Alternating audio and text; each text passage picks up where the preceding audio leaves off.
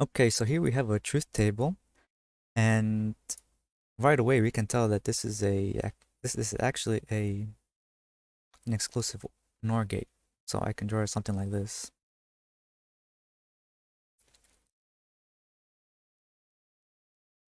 And this would be considered a XNOR gate, right? I can write like this. And this is I0, this is I1, and then the output is EQ. So this truth table also represents something called comparator, more specifically a 1-bit comparator. So I can also call it a 1-bit comparator.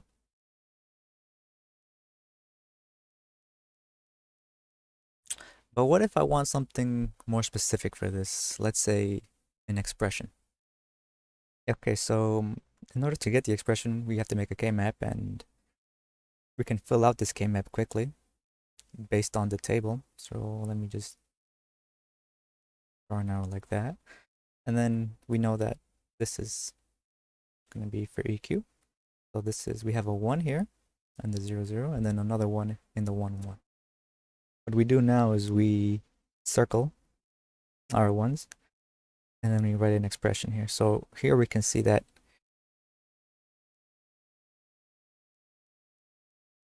we have I0 times I1 plus I0 naught times I1 naught. So this is the final expression that we have. So at this point, we now have two choices. So if we want to implement this, we can actually grab an IC that has logic gates. So the way the internal components of the IC are laid out is like this. And then likewise down here. And then we would wire the IC according to our expression that we have here. The other option that we have is we can program an FPGA board, right? Well, that's right here.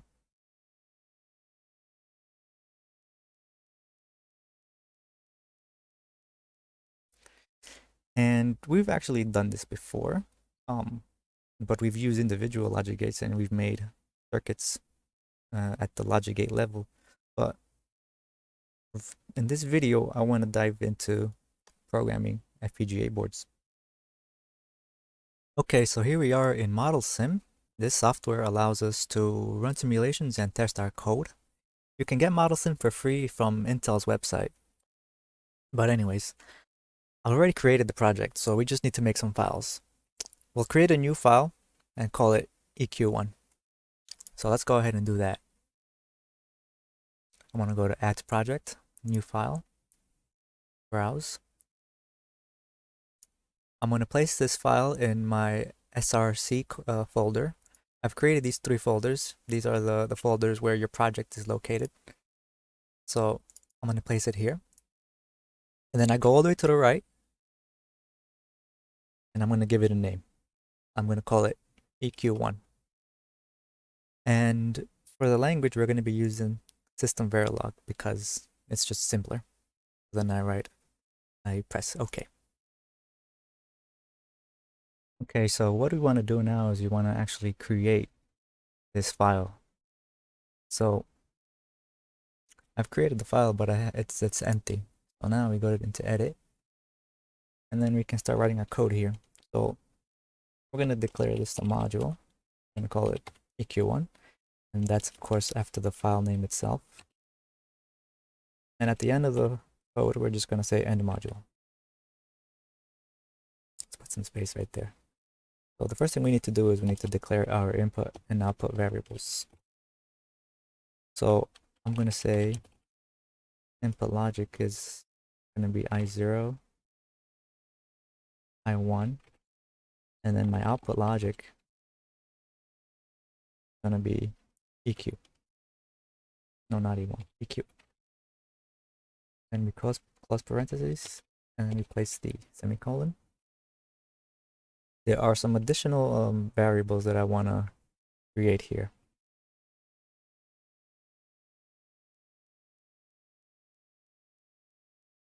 So I have these logic variables here, P0 and P1, so I'm going to make a comment.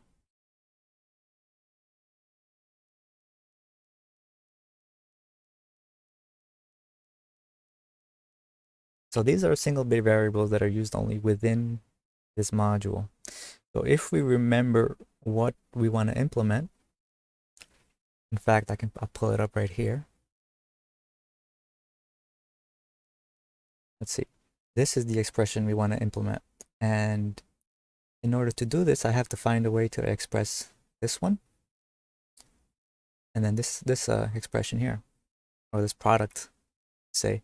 So this is very simple.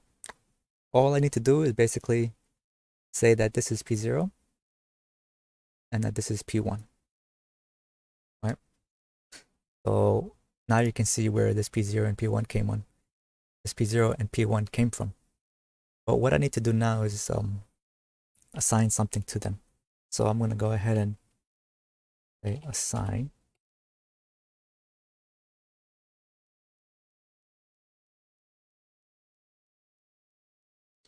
one, and then we assign the other one P1 equal to the inverted version of I0 and I1. Inverted here, like that. And last but not least, we need to complete the whole, we need to find an expression for the output. So our output is EQ, and we set that equal to P0 or P1, just like that. So one thing about these operators is that these are bitwise reduction operators, so they reduce the output down to 1 bit. So that's what we actually want to do. So then we end this here, and so we can then look at our expression, and then you can easily see the similarities between our expression here on the left and our code here on the right. They're practically the same. So here we have the finished circuit. We can consider this module as our circuit. So the next step in this process is to make what's called a test bench. And this is a very important step in testing our designs or our code. Okay, I'm going to go ahead and right click here. I'm going to say add to project, new file. I'm going to browse. I'm going to select my TB folder. TB stands for test bench. And then I'm going to call this EQ1 underscore test bench. And we need to change the language to SystemVerilog. And then we press OK.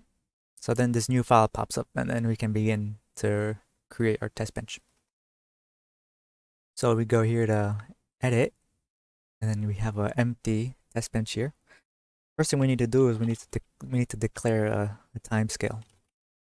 So we say we want a timescale of units of nanoseconds, and then the time step, I want it to be 10 picoseconds, just like that.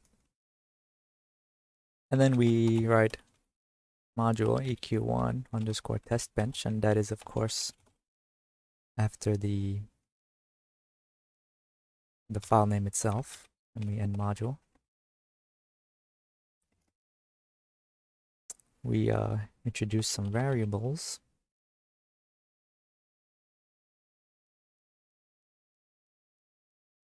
That's going to be test input 0, and then test underscore input 1. And then I'm going to just set them to 0. Like that. So you'll notice that I didn't declare these variables as either input or output. Right? That's because later in the code, we're going to relate them to the module that we made earlier. So all I'm doing here is I'm creating them and setting them to 0. So the next step is to instantiate the module that we made previously and also relate them to these variables that I made here. So I'm going to say EQ1, unit under test. And then I'm going to say I0, test underscore IN0. So that relates I0 to test IN0. So next we do I1, and then I'm going to relate that to test underscore IN1. And then I say EQ. And I want to relate that to my output that I declared. So I'm going to say test out. And then I close parentheses and make sure my variables are correct. And test out. Okay. So what I want to do now is I want to give values to these test inputs such that they get related to the module EQ1 that I made. So let's go ahead and say, actually I have to first say initial begin. And then I say test underscore IN0 equals to 1, E0. So I'm giving a value to test input 0. And then I also want to give a value at the same time to the input 1. And then 1 bit and 0.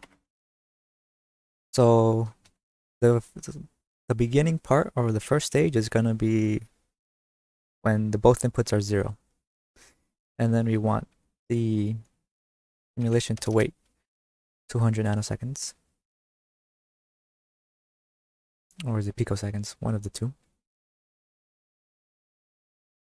And what we want to do, since we have 2 bits here, there are 4 possible combinations that these inputs can come in. I'm going to go ahead and copy this.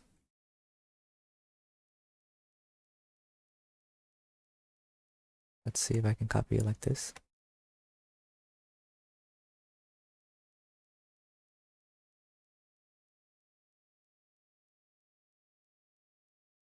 So that's 4. Okay.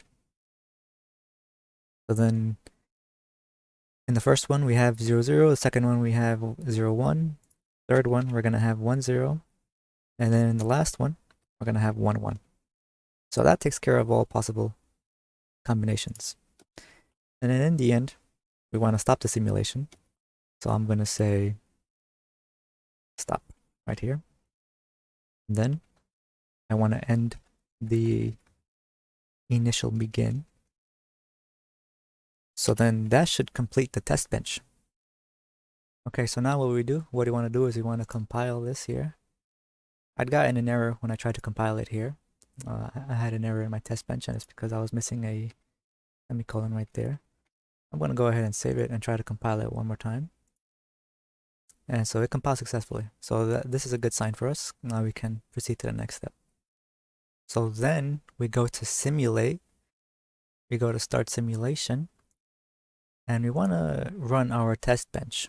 So we select the test bench and we press OK. And so here it is. It has finished simulating. So before we look at the waveforms, let's take a look at what we expect to see here. Right. So what we're expecting to see is basically the numbers or the values on these truth tables. When both inputs are 0, the output is 1. When both inputs are 1, the output is 1. In any other case, the output is 0. So in other words, when one input is equal to the other input, we should get a positive output, or a logical high in the output. So this is what we expect to see.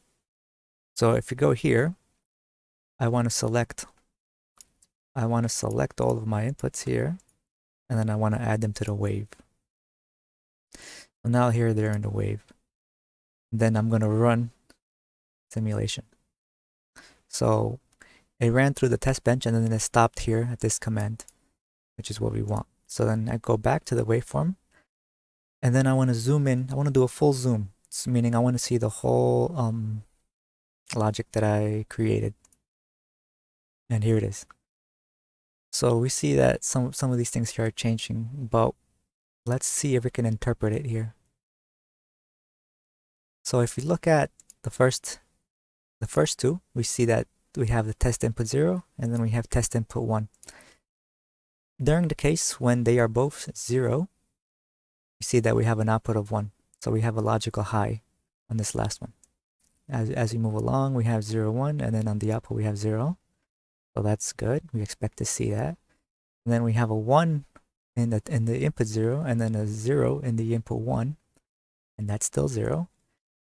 And then lastly, we have a 1 in the input 0, and then a 1 in the input 1, and so that gives us a 1 in the output. So that behaves exactly like we want it to behave.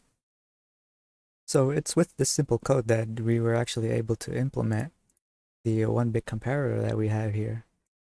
And the other important part was that we needed to create this test bench.